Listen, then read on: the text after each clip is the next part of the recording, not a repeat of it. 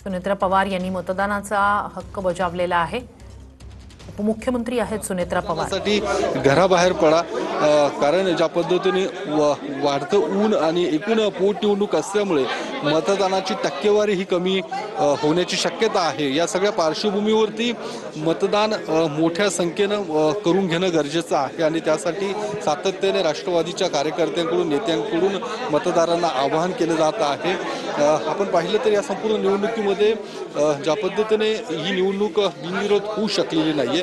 24 उमेदवार जवळपास या निवडणुकीच्या रिंगणात आहे, मात्र प्रमुख उमेदवार अर्थात सुनेत्रा पवार या निवडणुकीमध्ये आहेत आणि एकूण ज्या पद्धतीने ही निवडणूक पार पडते ती अर्थातच अजित पवारांनी केलेल्या विकास कामांवरती, त्यासोबतच अजित पवारांचं ज्या पद्धतीने विमान अपघातामध्ये निधन झालं ते त्या सगळ्या घटनेमुळे निश्चितच बारामतीकरांवरती एकूण दुःखद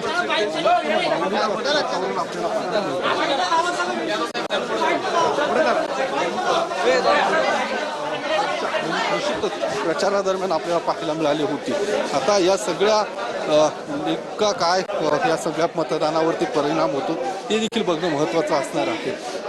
आपण पाहतोय पार्थ पवार यांनी देखील या सगळ्या निवडणूक बिनविरोध होऊ शकली नाही यावर देखील त्यांनी भाष्य केल्याचं आपल्याला पाहायला मिळालं होतं। आणि आता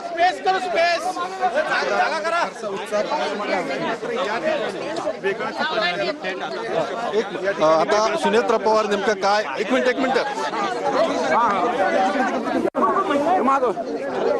उनको जाने दो आगे। सुनेत्रा पवार आणि पार्थ पवार यांनी मतदानाचा हक्क बजावलाय। सुद्धा मोठा आहे। बारामतीकरांना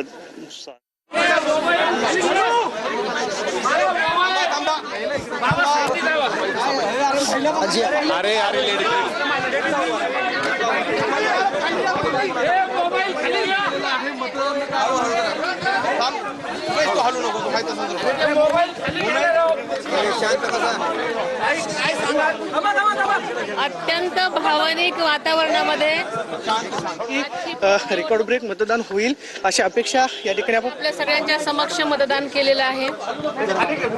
बारामतीची जनता गेली 6 दशक पवार कुटुंबियाच्या मागे आहेत। आदरणीय दादांच्या वरचं प्रेम, विश्वास, आधार आणि त्यांनी दिलेलं योगदान यासाठी बारामतीची जनता सकाळपासूनच सगळीकडे सगळ्याच ठिकाणी उत्साहानं म्हणत नाही मी तर त्यांचं एक कर्तव्य म्हणून आज मतदानासाठी मोठ्या संख्येने बाहेर पडताना आपल्याला दिसत आहे। आणि बारामतीची जनता दादांचं आजचं हे देणारं मतदान हे दादांनी त्यांच्यासाठी इतकी वर्ष केलेल्या योगदानाची परतफेड म्हणून आणि श्रद्धांजली म्हणून ही सगळी लोकजन आज सगळ्या गावांमधनं मतदानासाठी मोठ्या संख्येनं बाहेर पडत आहेत।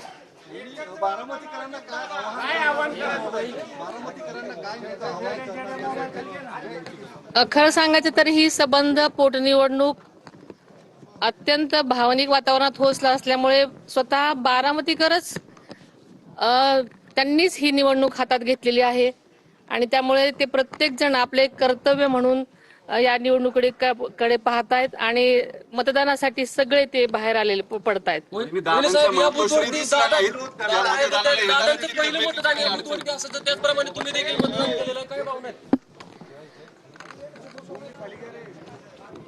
दादांच्या पश्चात पहिली निवडणूक होते, साहेब पण आजारी असल्यामुळे येऊ शकलेले नाहीत। एका अर्थाने बारामतीकरांसाठी एक भावनिक निवडणूक आहे।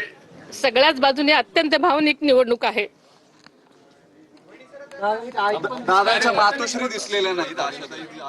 त्यांचं वय तुम्हाला माहिती आहे की त्यांचं वय जवळजवळ 89 वर्ष असल्यामुळे त्यांचं घरी मतदान झालेलं आहे। त्यांचे आज आशीर्वाद घेऊन मी आत्ताच इथे आलेले आहे आणि दादांशिवाय कुठल्याही गोष्टी आपल्याला करण्याची सवय नाही, पण आज आपल्याला हे मानून चाललं पाहिजे की दादा आपल्यात नाहीत आणि सगळ्याच बारामतीकरांनी लक्षात घेतलेला आहे आणि ते मतदानासाठी बाहेर पडतात। सुनेत्रा जी, हिंदी में बता दीजिए, आप बहुत भावुक हुई है, पहली बार अजीत दादा के बिना चुनाव हो रहा है बारामती में, क्या कहेंगे? बारामती की जनता पिछले 60 सालों से हम पवार कुटुंबीय के साथ रही है, सपोर्ट किया है। और ये जो इलेक्शन है वो दादा के बिना हो रहा है, इसलिए सब ये इलेक्शन बारामती के लोगों ने अपने हाथ में ही लिया है। वो अपना वोट दादा के लिए एक श्रद्धांजलि के रूप में देना चाहती है और उसके लिए सब गांव में भी सब लोग अपनी अपनी तरफ से बाहर आ रहे। बाहर गांव के लोग भी खास करके ये इलेक्शन के लिए आए हैं।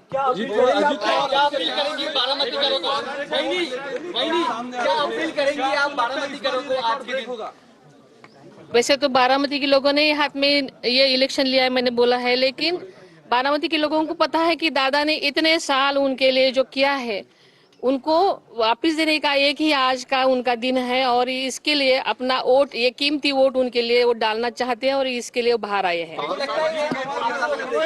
पवार साहेबांशी काही बोलणं झालं का? तब्येत खराब आहे त्यांची. मतांनीच निवडून यायचे, पण यावेळेस समोर कोणी उमेदवार नाही, असं ते पण अपक्ष आहेत. भावनिक एक किनार आहे, रेकॉर्ड ब्रेक होईल सर. बारामतीकरांनी आजपर्यंत अनेक रेकॉर्ड ब्रेक केलेले आहेत, त्यामुळे बारामतीने ठरवलं तर प्रत्येक गोष्ट ते करू शकतात आणि त्यांनी मनावर घेतलंय. मी आता पहिल्यापासूनच सांगते. श्रद्धांजली असेल रेकॉर्ड ब्रेक. वहिनी साहेबांशी काही बोलणं झालंय का? तब्येत खराब आहे. आदरणीय साहेबांची तब्येतीची मी विचारपूस केलेली आहे. त्यांची प्रकृती बरी नसल्यामुळे ते काय फोनवर